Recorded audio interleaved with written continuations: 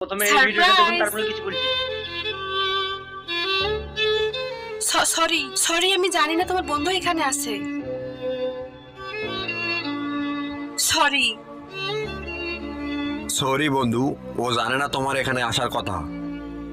শোন ভাই, তোর বউকে না আমার পছন্দ হয়েছে। তোর বউকে আমাকে 1 ঘন্টার জন্য দিলে বল। আরে কি বলতেছিস, পাগল হয়ে গেছিস নাকি? তোর বউয়ের এমন রূপ আমি প্রথমবার দেখলাম।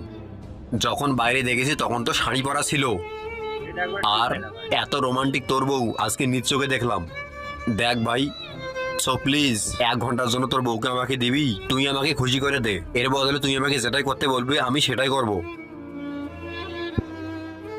গেছে তোমার বন্ধু? আপনি আপনি আমার ঘরে কি করেন? আমি না, শুধু তোমার জন্য এসেছি। এর মানে